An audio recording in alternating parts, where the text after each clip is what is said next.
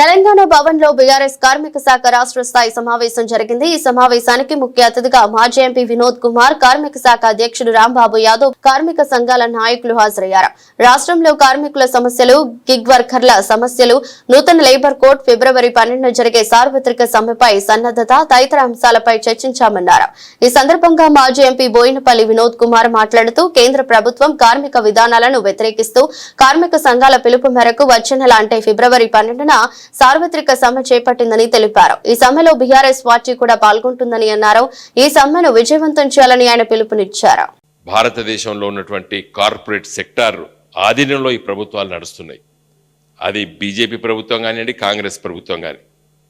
ఈ రెండు పార్టీలు, కాంగ్రెస్ పార్టీ అదే చేసింది, బీజేపీ దాన్ని ఇంకా ఉధృతం చేసింది, నిర్వీర్యం చేసింది. కాంగ్రెస్ పార్టీ ప్రభుత్వాలు 10 సంవత్సరాలు మన్మోహన్ సింగ్ గారి ప్రభుత్వంలో దీన్ని మరి అలా మోడీ గారి ప్రభుత్వం కొనసాగిస్తూ అధ్వానంగా తయారు చేసినారు.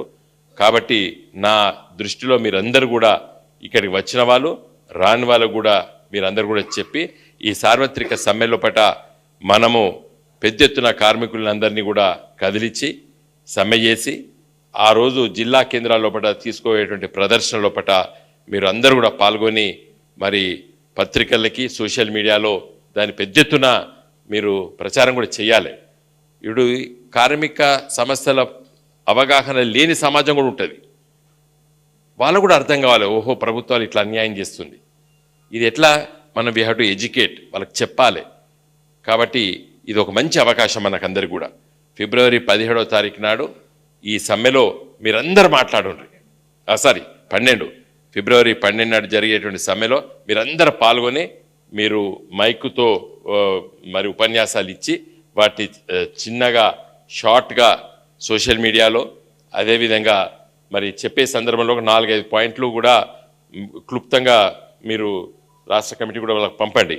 ఇది 4 చట్టాలు, 27, 29 చట్టాలని క్రోడీకరించి 4 లేబర్ కోడ్స్గా తీసుకొచ్చారు. వాటి ఎంత నష్టపోతున్నారు, అడిగే హక్కును కోల్పోతున్నారా? అడగందే అవ్వైన బువ్వ పెట్టదని మన తెలంగాణ సామెత ఉన్నది. అడగకుండా చేసినప్పుడు ఎవరు పెడతారు బువ్వ? కాబట్టి ఇది కరెక్ట్ కాదని చెప్పే విధంగా చిన్నగా షార్ట్గా కొన్ని పాయింట్స్ కూడా మీకు అందరికి కూడా మీ ఫోన్లో, వాట్సాప్లో పంపిస్తారు మన వాళ్ళు. వాటి అన్నీ కూడా చూడండి. ఇంతకుముందు రాంబాబు గారు, అదేవిధంగా మారయ్య గారు ఇద్దరు కూడా బీఆర్టీయూ తరఫున కోరిన ఏంటంటే బీఆర్ఎస్ పార్టీ తరఫున మీరు మద్దతు ఇవ్వని చెప్పి. తప్పనిసరిగా బీఆర్ఎస్ పార్టీ మద్దతు ఇస్తుంది.